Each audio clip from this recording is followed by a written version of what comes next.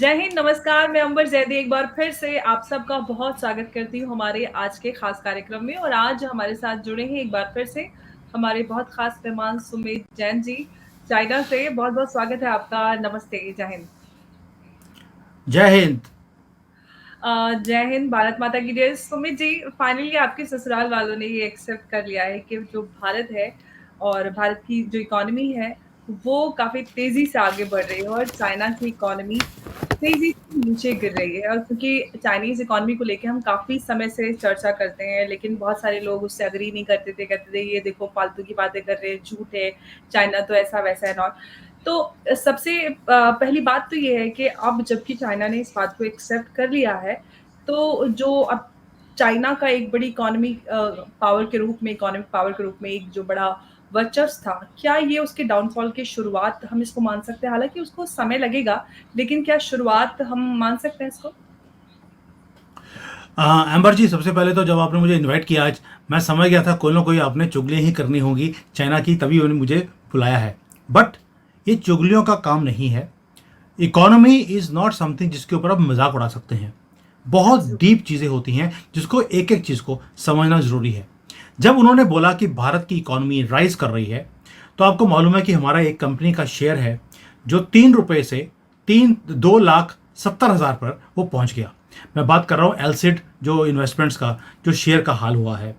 भाई इतनी उछाल, दुनिया में सारे रिकॉर्ड जितने भी हैं वो सारे तोड़ दिए हैं एक ही शेयर ने।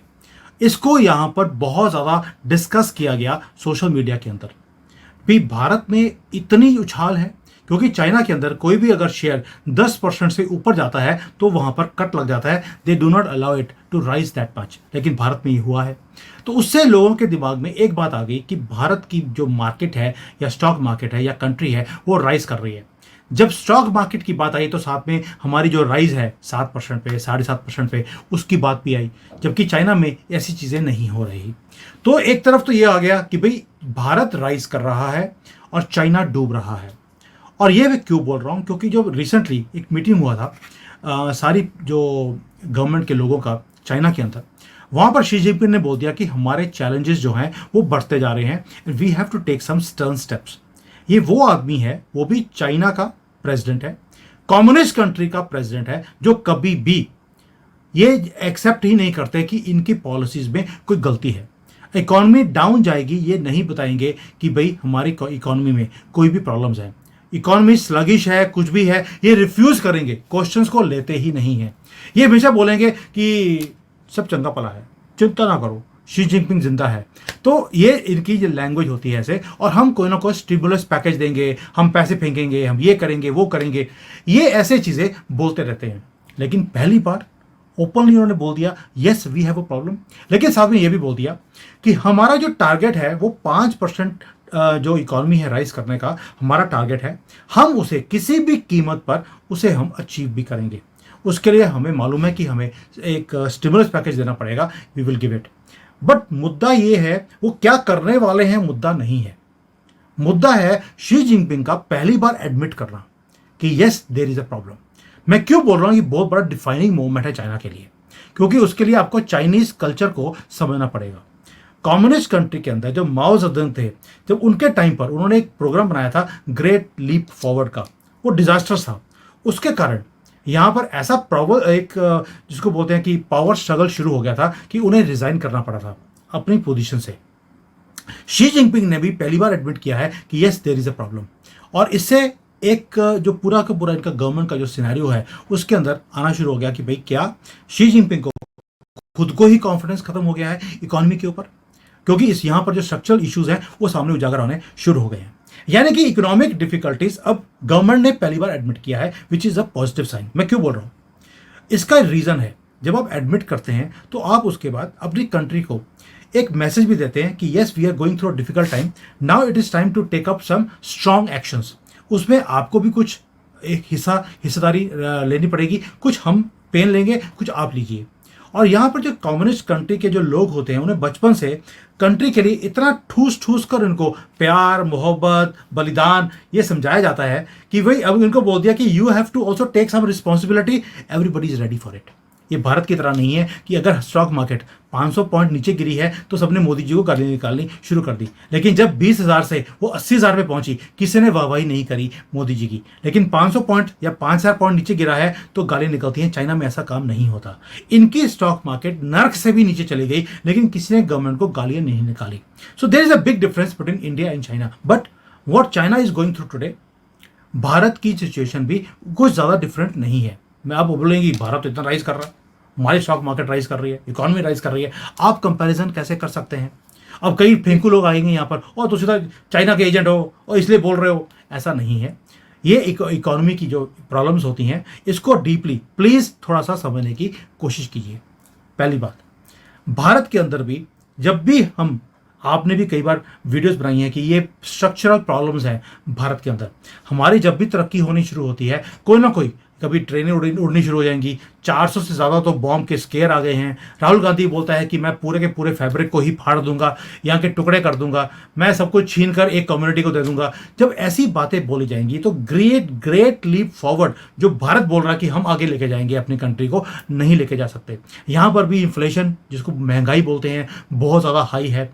चाइना का डूबने का रीजन था इनकी रियल एस्टेट मार्केट का डूबना। क्यों? क्योंकि ओवर प्राइस्ड मार्केट चली गई थी। क्या भारत में रियल एस्टेट की प्राइसेस रियलिस्टिक हैं? मैं आपसे पूछता हूं, आप भी एनसीआर में रहती हैं, जो प्राइसेस हैं हर साल डबल हो जाती हैं। 50-60% तो डॉक्यूमेंटेड है कि 57% एनसीआर के प्राइसेस राइज कर गए हैं पिछले एक साल में। जो 50 लाख की प्रॉपर्टी है आज 2-2.5 करोड़ 3 करोड़ में मिलती है।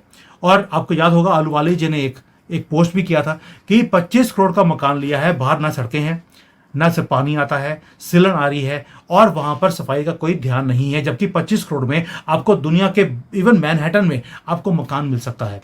सो व्हेन जो प्रॉब्लम्स चाइना फेस कर रहा है, भारत के अंदर ऑलरेडी आनी शुरू हो गई हैं। यहाँ पर अनएम्प्लॉयमेंट का प्रॉब्लम है, यहाँ पर इकोनॉमी की इश्यूज हैं, ऑपोजिशन कंट्रोल में नहीं है, और एक कम्युनिटी बोलती है कि हमने सबको खत्म करके कस्बे हिंद करना है।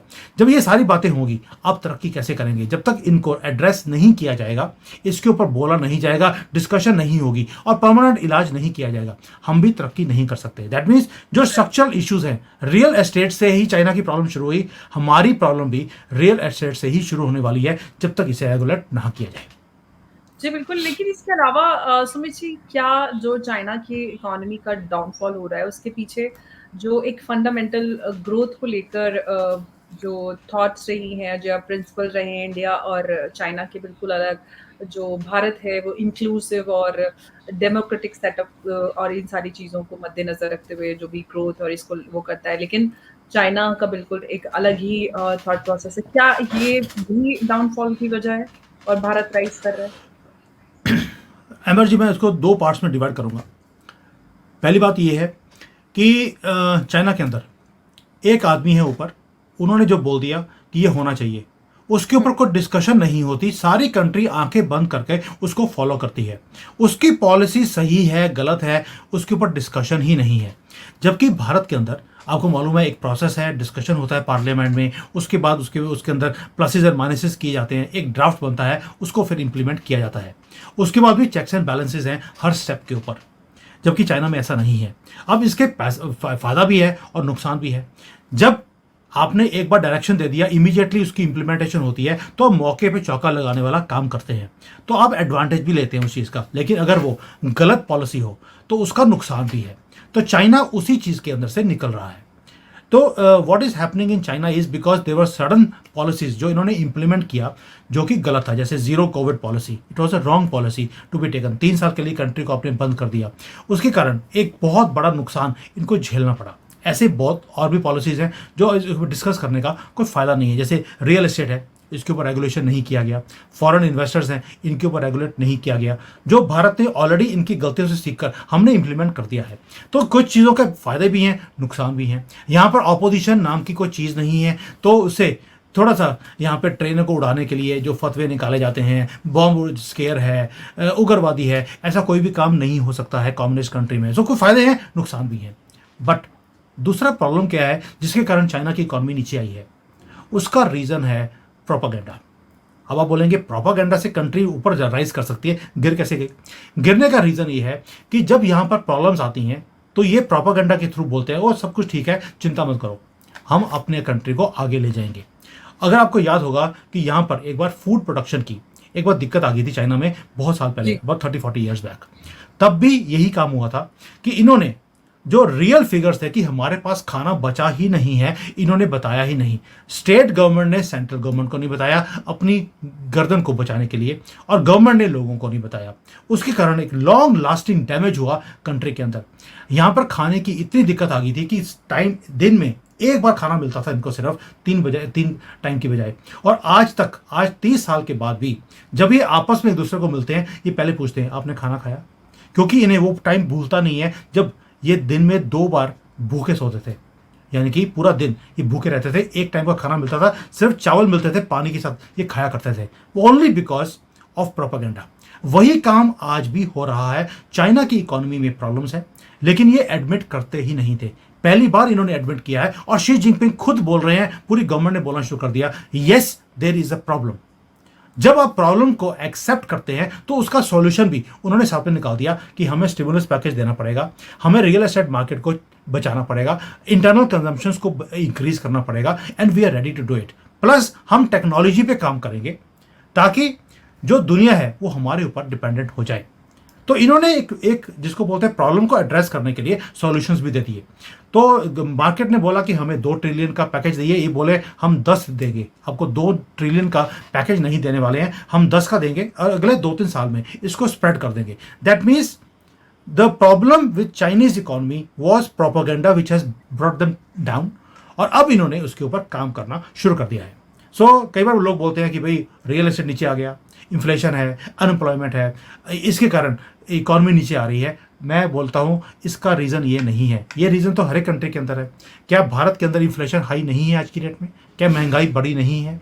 क्या अनएम्प्लॉयमेंट हाई नहीं है? क्या रीजनल डिस्पैरिटीज़ नहीं है? क्या ऑपोजिशन का स्यापा नहीं है? क्या कुछ कम्युनिटीज़ दूसरे को जीने नहीं देना चाहती इस देश में? क्या ऐसा नहीं है?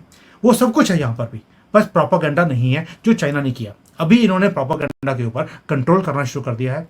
मुझे लगता है कि now they will be thinking positively, और अपने आप को ये स्टेयर आउट भी कर लेंगे इसमें से। प्रोपेगेंडा को लेके आपने बात कही, और हम चाइना के बारे में जानते हैं कि चाइना में जो भी इंफॉर्मेशन है और जो भी नैरेटिव है वो उसको बड़ा कंट्रोल्ड तरीके से होता है। चाइना की खबरें कहीं बाहर नहीं निकलती, और जिस नैरेटिव की आपने बात की, खासतौर से जो फेक नैरेटिव होता है उसको डील करने का जो तरीका है उस पे आप थोड़ा सा बताइए, क्योंकि हमारे यहाँ तो कुछ भी सोशल मीडिया पे, मीडिया में सब जगह चलता है, और कोई इनफैक्ट मूवीज में भी, ओटीटी पे सब जगह कुछ भी चलता है, लेकिन सरकार का उतना कोई डायरेक्ट ऐसा कंट्रोल नहीं, जैसे कि हम यूएस में या बाकी कंट्रीज में देखते हैं कि एक कंट्रोल होता है कि क्या किस तरह से चीजें जा रही हैं, फुल जो एक कंट्रोल होता है नैरेटिव पे।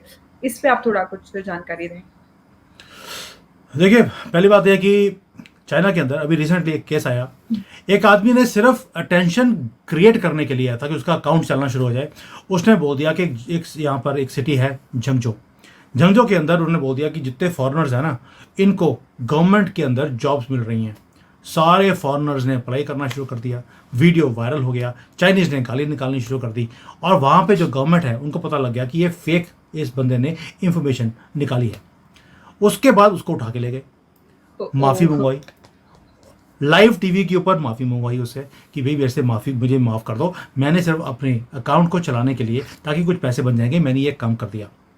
उसके बाद उसको पोस्ट को डिलीट करवाना पड़ा, और पूरे दुनिया को ये भी बोल दिया कि दोबारा से अगर तुमने ऐसा कोई हरकत करी है तो तुम्हारे साथ ये हाल होगा कि बच्चे निकलेंगे नहीं, अगर निकले तो टेढ़े निकलेंगे, जैसे ये चल रहा है अभी। तो वो अभी तो चलना उसने टेढ़ा शुरू कर दिया है, और दोबारा से लाइव टीवी के ऊपर दिखाया जाता है कि this is how we penalize fake news वाले। भारत में क्या हो रहा है? भारत में जो फेक न्यूज़ जनरेट करने की फैक्ट्रियां हैं वो फैक्ट चेकर बने हुए हैं। यानी कि फेक न्यूज़ बनाने वाला आज फैक्ट चेकर है, वो आपके मेरे वीडियोस के ऊपर फैक्ट चेक करता है कि सही है कि नहीं। कौन?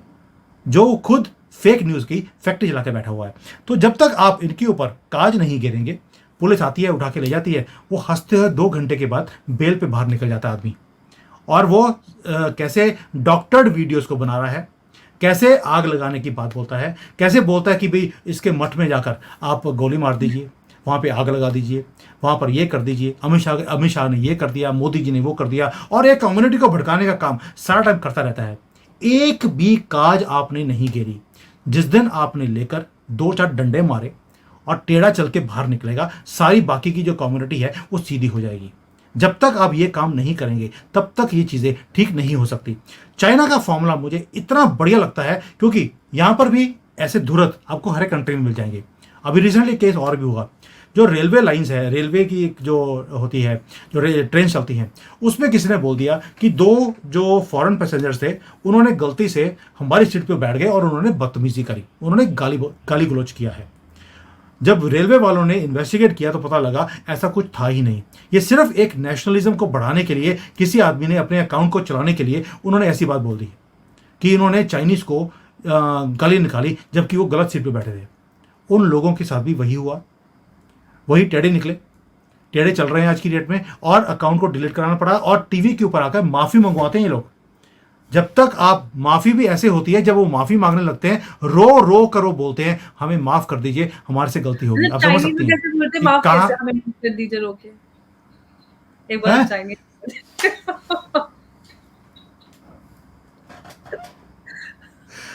इनको रोने दीजिए और इनको धोने दीजिए, क्योंकि धोया जाता है अच्छी तरह और उसके बाद जो रुलाया जाता है, और जब वो बोलते भी है, आप सोच के देखिए कि अगर कोई आदमी लाइव टीवी भी क्या ऊपर आकर अगर रो रो कर बोल रहा है कि मुझे माफ कर दो, तो आप समझ सकते हैं कि उसकी चाइनीज में कितनी बोल अच्छी दीजिए, तरह से माफ कर दो, तश- चाइनीज में बोल छोड़ दीजिए दीजिए आप। अच्छा ठीक उसको। है। आप सोच के देखिए उसकी तशरीफ के ऊपर कितनी अच्छी तरह से इन्होंने खातिर बातिर की होगी कि वो उसका लेकिन रोना निकल रहा है, बैठना मुझे भी मुश्किल एक होता है बात उनका। बताइए, सो जब भारत, तक आप, हम्म, सवाल इसी से जुड़ा है मेरे पास। भारत में तो जबकि कोई इतनी कोई सख्त सजाएं या एक्शंस इन प्रोपेगेंडा चलाने वालों की या फेक जो न्यूज चलाते हैं उनके खिलाफ नहीं किया जाता, बावजूद उसके भी तानाशाह और इस तरह की बातें मोदी जी को लेकर कही जाती हैं। अगर इस तरह के कदम उठाए गए तो फिर तो पता नहीं क्या ही हो जाएगा, आयता वो मच जाएगी। हाय तौबा मचने की जरूरत नहीं है। जिस दिन आप, जिन्होंने बोल दिया योगी जी को अगर आपने 10 दिन में रिजाइन नहीं किया तो आपको उड़ा देंगे, मोदी जी के टुकड़े कर देंगे, आपको दफना देंगे। जिस दिन आपने इनको पकड़ के, एक आधे को आपने वाकई में दफना दिया, हाय तौबा नहीं होगी। उस दिन चुप्पी भी साधी जाएगी। ये जो आज तांडव डांस कर रहे हैं हमारे सर के ऊपर, वो इसीलिए है कि इनके ऊपर एक्शंस नहीं लिए जा रहे। वो किसी भी कम्युनिटी को बिलोंग करते हो, फर्क नहीं पड़ता, आपको इमीडिएट एक्शन लेना ही पड़ेगा। आप मुझे बोलती हैं कि योगी जी ने बड़ा अच्छा काम किया, बुलडोजर चला दिया। भाई बुलडोजर किस पे चलाया? घर के ऊपर चलाया। उस बंदे को क्या किया आपने? कुछ नहीं किया। वो मकान तो उसने किसी हिंदू का ही, जिहादी ने उसने टेक ओवर किया था। घर तो टूटा है जो, वो तो हिंदू का है। वो किसी और हिंदू के घर को, किसी लड़की को अगवा कर लेगा, उसका घर टेक ओवर कर लेगा और उसके अंदर दोबारा से वो वही हरकतें करेगा जो पहले कर रहा है। तो वो फर्क किसको पड़ा? जब तक आप इनको अच्छी तरह से टांग में नहीं, यहां पर गोली नहीं मारेंगे और माफी नहीं मंगवाएंगे टीवी के ऊपर आकर, तब तक ये चीजें ठीक नहीं हो सकती। और ये हाय तौबा, ये अच्छी है। जब तक ये हाय तौबा नहीं होगी, दो चार को आप नहीं टांगेंगे, ये चीजें कभी भी ठीक नहीं हो सकती। स्टेट है ये, स्टेट का मतलब कंट्री है, गवर्नमेंट है। Government has all the powers, the only thing is do you have the political will to implement it. और जो इम्प्लीमेंट नहीं आपको करने देते, जैसे कि आपके चीफ जस्टिस ऑफ इंडिया हैं या आपके बाकी के जजेस हैं, वो कहते हैं कि नहीं, हम आपके घरों को हम तोड़ने नहीं देंगे, हम ये हरकतें नहीं होने देंगे। अगर उन्होंने किसी लड़की को अगवा कर भी लिया, 36 बार टुकड़े कर भी दिए, 40 बार तो नहीं किए ना, 36 बार ही तो किए हैं, उसको छोड़ देते हैं, बेल दे देते हैं। तो यही जब तक ये काम होते रहेंगे, वो इसलिए हो रहे हैं क्योंकि आपके लॉज वीक हैं। आपको लॉ एंड ऑर्डर को अगर ठीक करना है तो आपको लॉ तोड़ना भी आना चाहिए। देखिए, पुरुषोत्तम राम बनने के लिए आपको रावण का वध करना पड़ता है, उसके बिना आप पुरुषोत्तम राम नहीं बनते हैं। ये चीज़ जिस दिन हमारी गवर्नमेंट सीख जाएगी, उस दिन ये प्रॉब्लम्स भी ठीक हो जाएंगी। हाय तौबा तब तक है जब तक हम सुन रहे हैं। आपको इसका एग्जांपल देता हूँ, चाइना और इजराइल का। इजराइल को सबने बोला प्लीज़ आप ये युद्ध को रोक दीजिए, उसने जाकर क्या किया? ईरान को भी ठोक दिया, सीरिया को ठोक दिया, हमास के जानवरों को ठोक दिया, उधर से हिजबुल्ला को छोड़ा नहीं लेबनान में जाकर। और जब उन्होंने ये हरकत करी है तो अमेरिका ने बोला, वही अमेरिका जो बोल रहा था कि आप ये काम मत करना, उन्होंने बोला वेरी गुड। यानी कि आपको पहले रोका जाता है, जब आप काम कर देते हैं आपको बोला जाता है very good thing you have done. So दुनिया झुकती है, झुकाने वाला चाहिए। आई थिंक ये मैसेज इंडियन गवर्नमेंट के लिए इनफ है। बिल्कुल। और अगर हम बात करते हैं भारत की और चाइनीज इकोनॉमी की, तो अभी जो एप्पल की सेल्स रिपोर्ट है उसमें भी है कि चाइना में तो उनकी सेल डाउन जा रही है और इंडिया में बढ़ रही है। तो ये भी कई सारे इंडिकेशन है कि जो चाइनीज़ इकोनॉमी है वो सैचुरेट हो रही है, लोगों की स्पेंडिंग कैपेसिटी है, वो भी कॉम्प्रोमाइज़ हो रही है। तो ये सारी चीज़ें मतलब क्लियरली हमें नज़र आ रही हैं कि भारतीय और जो चाइनीज़ इकोनॉमी है उसमें क्या आप कुछ कहना चाहते हैं? I was just trying to tell you one thing. जी, एप्पल की जो सेल्स हैं भारत में वो राइज कर रही हैं। उसका रीज़न है कि अब हमारे पास कोई इतने ब्रांड्स नहीं हैं अपने, तो हमारे पास वही चॉइसेस हैं, सैमसंग, एल जी, जो भी है, ये चाइनीज़ ब्रांड्स हैं या एप्पल है। सो जिसके कारण हमें एप्पल खरीदना पड़ रहा है। चाइना ने ऑलरेडी यहाँ पर एक मुहिम शुरू कर दी है, बाय लोग चाइनीज़। तो जहाँ पर जब एक बार प्रेसिडेंट ने बोल दिया कि आपको अपनी इकोनॉमी को अगर राइज करना है तो आपको चाइनीज़ प्रोडक्ट्स ही खरीदने चाहिए। इन्होंने अपनी टेक्नोलॉजीज़ को ऑलरेडी बहुत ज़्यादा आगे ले गए हैं। और आज अगर आईफोन को अगर चाइनीज़ प्रोडक्ट्स के साथ कंपेयर करेंगे, इट इज़ एट पार। कहीं ना कहीं चाइनीज़ प्रोडक्ट्स आपको बेटर भी दिखते हैं as far as mobiles are concerned. ऊपर से चाइनीज़ प्रेसिडेंट ने बोल दिया कि भाई हमारी इकोनॉमी को राइज करने के लिए जब तक आप अपने मेक इन चाइना आप यूज़ नहीं करेंगे, जो हमारे अपने ब्रांड्स हैं, हमारी इकोनॉमी राइज नहीं कर सकती। प्रेसिडेंट ने एक बार बोला है, पूरी कंट्री उसके पीछे लग गई और उन्होंने अपने प्रोडक्ट्स को खरीदना शुरू कर दिया। This is called nationalism. और इसी के कारण आज जो चाइना अगर बचा भी हुआ है, वो इसी चीज़ों के कारण वो बचा हुआ है। जिस दिन भारत में ये काम होना शुरू हो जाएगा, आप देखेंगे हमारी तरक्की को कोई रोक नहीं सकता। हम we are right now the fastest rising economy, जबकि हमारे कोई इतने बड़े ब्रांड्स भी नहीं हैं इलेक्ट्रॉनिक्स मार्केट के अंदर। मैं बार बार ऐस मैंने कितनी वीडियोस बनाई हैं कि this is the time to create our own brand. जिस दिन हमारा कोई बड़ा लैपटॉप्स में, मोबाइल्स में, इलेक्ट्रॉनिक्स में एक बड़ा ब्रांड खड़ा हो जाएगा, हम दुनिया को अपने कदमों में लेकर आएंगे। उसका रीज़न है सॉफ्टवेयर सभी जगह जगह पर हमारी कंट्री का ही यूज़ होता है, भारत का। जिस दिन हार्डवेयर भी हमारा हो जाएगा, हम पूरी दुनिया को अपनी उंगलियों पर नचाएंगे। वो कौन करेगा? उसी की वेट है मुझे। जी, बिल्कुल और उम्मीद करते हैं और दुआ करते हैं कि ऐसा भी हो, क्योंकि हम इलेक्ट्रॉनिक्स में सबसे बड़ी कंज़्यूमर मार्केट है, सॉफ्टवेयर हम लोग डेवलप करते यस। हैं, टेक्नोलॉजी सारे कुछ, हार्डवेयर में भी आएँगे तो फिर ऑफ़ कोर्स दुनिया हमारे कदमों में होगी। सुमित जी बहुत-बहुत शुक्रिया इस चर्चा में हमारे साथ जुड़ने के लिए। नमस्कार, जय हिंद।